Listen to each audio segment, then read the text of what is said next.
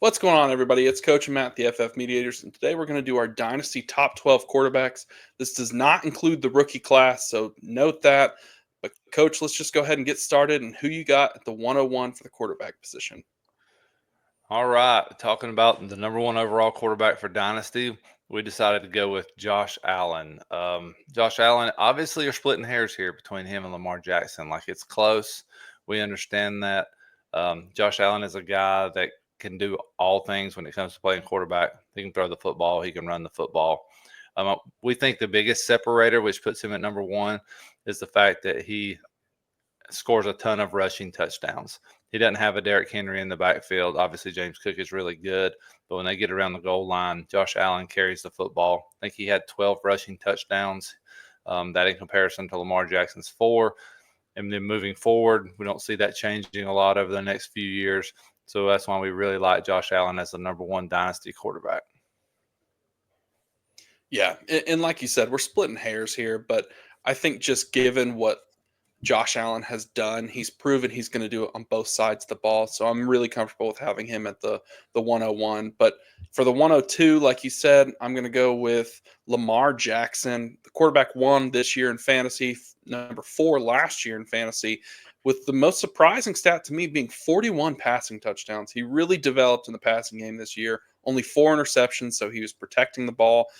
Added 900 yards on the ground with 4 touchdowns. So big time playmaker, both sides of the ball. We'll see what happens with this Ravens offense in the playoffs. But for now, I think Lamar has cemented himself being in the top quarterback conversations for fantasy. Yeah, Lamar's 41 passing touchdowns, the 4 interceptions is crazy good.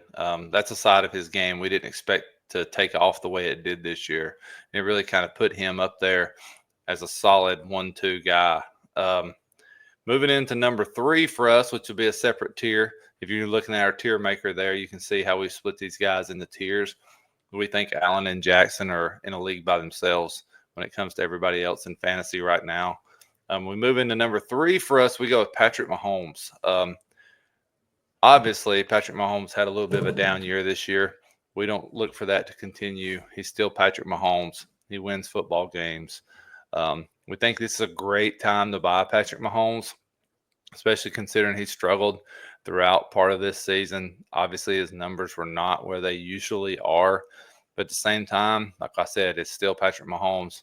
He still gets the job done. He had a few more interceptions than normal, didn't throw for quite as many yards. Some of that's due to the fact that Rashee Rice was out and missed a big chunk of the season.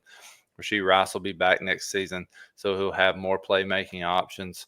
And obviously with Andy Reid, we expect Patrick Mahomes to bounce back to his MVP level quarterback play. Yeah, I think you're spot on there. Mahomes, certainly with a down year, but he's still quarterback 11 on the season. You mentioned the passing numbers being down, but yeah, Rice was out. Hollywood Brown was out. This team is looking for some help. We'll see what they add in the offseason. Xavier Worthy being the rookie, he continued to improve. So I think it's fine to have him in this tier. Patrick Mahomes is not going to slow down. He's that good of a player. But let's just jump to our next player, Coach, which is the young quarterback from Washington, Jaden Daniels. Jaden Daniels played great, quarterback 5 on the season, protected the ball fairly well, very accurate, adds great rushing upside that looks like Lamar, almost 900 yards on the ground with 6 touchdowns. Through the air, he had 3,500 yards with 25 touchdowns and 9 interceptions. And as a Washington fan and a dynasty manager, I would expect those numbers to improve because I think Washington's going to add some playmakers on the outside because right now they're one of the worst units in the league with really only Terry McLaurin as a pass catcher with Zach Ertz at tight end. So we'll see what they add. But going forward, I think Jaden Daniels has proved that he needs to be in your top 5 dynasty rankings because he is a playmaker at the quarterback position. Yeah, Jaden Daniels, he was incredibly good. I think he was tied for 3rd in rushing touchdowns among quarterbacks this year with 6.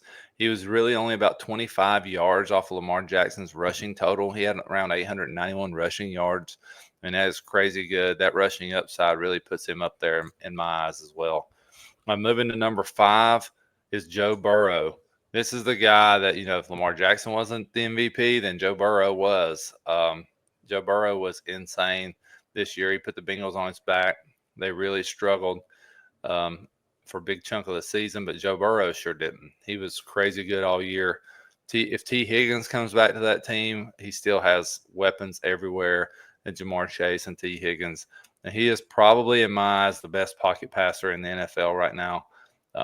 He doesn't run the ball as much, obviously, which plays a factor into his fantasy value. But at the same time, he is an elite pocket passer, which, in my eyes, makes Joe Burrow our number 5 quarterback. Yeah, with 3 different seasons in his career so far inside the top 10 with fantasy finishes, he's proven he can produce with just throwing the ball. He doesn't need the rushing upside that some of these other guys present, because when he throws the ball 650 times on the season and has 43 touchdowns with almost 5,000 yards, that's pretty good. I mean, like you said, outside of Lamar, Burrow was playing at an MVP level. If he had been on a winning team, we probably would be having a more difficult conversation between Allen, Lamar, and Burrow, but that's not where we are. We're talking fantasy, and what we know is he's going to put up points with Jamar Chase as one of the best receivers. If T. Higgins comes back, like you said, I don't see any reason to not keep Joe Burrow in your top 5 rankings as dynasty quarterbacks. But let's just jump to number 6, Coach, to round out this tier, and that's Jalen Hurts. Jalen Hurts had a pretty surprising year with the Eagles, lots of ups and downs. The passing was a little bit inconsistent, only 2,900 yards through the air, despite having playmakers all over the place, 18 touchdowns with 5 interceptions. But the highlight here, Coach, is 630 yards on the ground with 14 rushing touchdowns.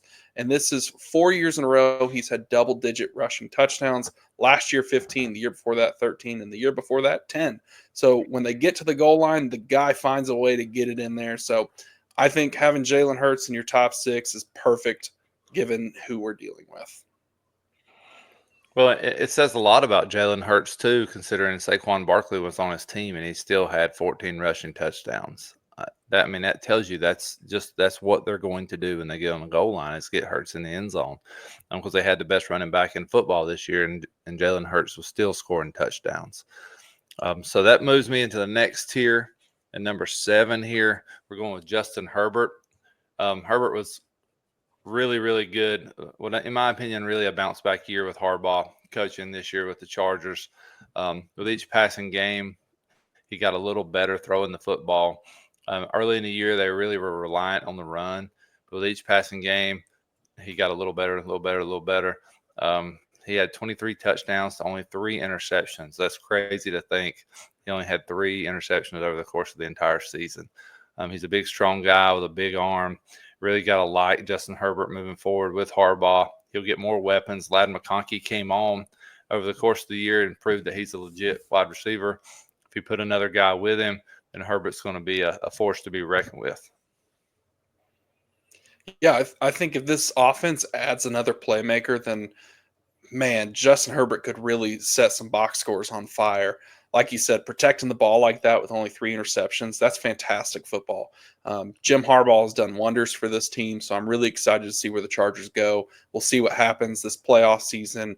But I'm going to jump to our next pick, Coach, which might be the most difficult one at number 8, and that's C.J. Stroud. C.J. Stroud had a rough year. There's definitely some regression. We can attribute some of that towards injuries, where we had Stephon Diggs go down. Nico missed some time. Obviously, we had Tank Dell miss time. And Joe Mixon, too. So this offense had some issues, but what we saw last season from C.J. Stroud, I don't think we should discredit too much, because he played great as a rookie. 4,100 yards through the air and only 5 interceptions, so similar to what we're talking about with Herbert. This season, he had more, 12 interceptions, finished as QB 18 on the season. But I think there's promise in Houston.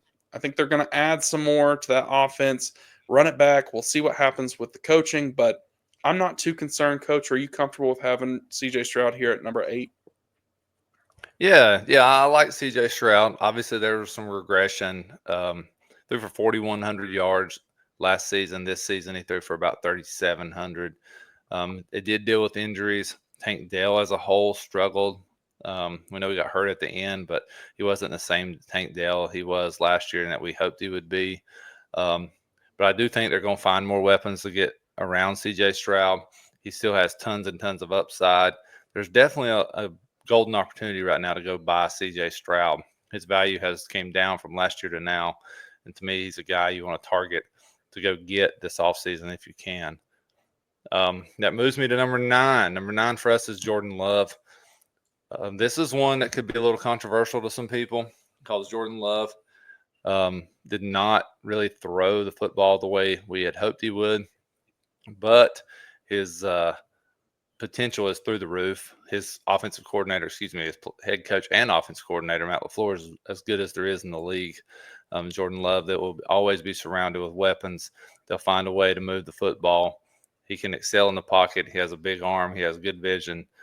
Put the ball in harm's way a little too much this year for my liking, but at the same time, we really like his ceiling going into next year and years following. Yeah, QB5 last year. This year he's QB17.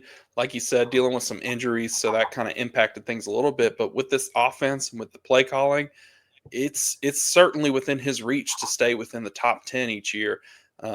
As a passing quarterback primarily. Doesn't add too much rushing upside, but with the offense and the play calling, he can absolutely put up some big touchdown numbers. He had 32 last year, so I'm okay with having Jordan Love inside your top 10. Just know that he's going to be a little bit volatile given the turnovers, but we'll see what happens. And let's jump to our next tier, coach, where we start off with the rookie from the Bears, Caleb Williams. Interesting season for the Bears, some ups and downs, but Caleb showed some promise, I think, through it all. He ran for his life a lot of times, but with almost 3,600 passing yards on the season, 20 touchdowns, only 6 interceptions. He added a solid rushing work, too, almost 500 yards on the ground. I think there's a bright future for Caleb Williams. If they can add some offensive line help, get some play calling in there to kind of open up the offense, I think there's a lot to look forward to with Caleb Williams. Yeah, Caleb Williams was heavily criticized, obviously because he was the number 1 overall pick, and that kind of goes hand in hand. But when you sit back and you think, well, Caleb Williams had a better statistical season than C.J. Stroud and Jordan Love both did this year, then it kind of makes you realize that there's a lot of room for upside with this guy. The offense struggled, not a lot of weapons. Offensive line was really, really bad. In particular, play calling was even worse than that. So, moving forward, Caleb Williams is a guy that if he's on your team, you got to feel good about it because he has a big arm and he can just make plays with his feet. So that moves me to number 11, where we're going to go with Bo Nix. A lot of people would probably disagree with where we put Bo Nix, but we actually feel great with where we have Bo Nix. Bo Nix in his rookie season was QB number 7 overall in fantasy, which is really remarkable for a guy that a lot of people didn't have huge high hopes for. But it just shows, again, if you're in an offense with Sean Payton, he can find a way to score points. Bo Nix really had no one around him outside of Cortland Sutton that could produce and make plays, and we really expect the Denver Broncos to go put some more weapons around Bo Nix, and that his progression will only get higher and higher, and we expect big things out of Bo Nix moving forward over the next 5 to 7 years. Yeah, if this offense can add some playmakers on the outside, it's going to really help Bo Nix because really it was just Cortland Sutton. There was no real rushing attack. I mean, he had 400 yards on the ground, almost 3,800 yards through the air, 29 touchdowns, only 12 interceptions. So absolutely a great season for Bo Nix. He's right there with Jaden Daniels, an offensive rookie of the year. So I think a promising future. Shout out to Coach for predicting it at the very beginning of the year. He told you to go buy Bo Nix, so stay tuned with that. Listen in. And let's round out our top 12 here, Coach, with the quarterback from the New England Patriots, Drake May. Now, Drake May did not play the entire season, but when he did, he played pretty well given the cast around him. He definitely has the worst group or core, you could say, of skill players around him. So I think this offense is definitely going to add some people in free agency and through the draft, and that's only going to help Drake May, who played very well given his limited opportunity and limited ability. But, Coach, do you have any belief in Drake May going forward with the New England Patriots? Yeah, Drake May played really well, especially weeks 13, 15, and 16. He was really, really good. Big, strong guy with a live arm. He's a guy you got to feel good about. Patriots pretty much had no weapons They tried to draft some mid-level receivers that could help him, but none of those guys really stood out this year. I look for the new head coach that they go get to go find him some weapons and help make it much easier for Drake May to succeed than he was able to this year. So I'm excited about Drake May's future. I really think big things are in store for him. Another guy I like just off this list, for instance, is Jared Goff. Jared Goff is really good. His dynasty value is down a little bit, obviously because of his age. But in the next 2 or 3 years, Jared Goff's a guy you would like to go have too. Yeah, we're going to have to see as we move into the offseason. Like you said, we haven't talked about the rookies at all. Jared Goff's off this list. Obviously, you've got Dak Prescott and J.J. McCarthy, Brock Purdy, Kyler Murray, some big names that we could dive into. So let us know below who you have in your top 12. Just to round it out for us, we've split up into 4 tiers. Our first tier is Josh Allen and Lamar Jackson. In tier 2, we've got Patrick Mahomes, Jaden Daniels, Joe Burrow, and Jalen Hurts. Tier 3, Justin Herbert, CJ Stroud, and Jordan Love. And finally, in tier 4, we've got the rookies, Caleb Williams, Bo Nix, and Drake May. So let us know below who you have in your Dynasty top 12 quarterbacks. Be sure to like the video, subscribe, and we will catch you next time.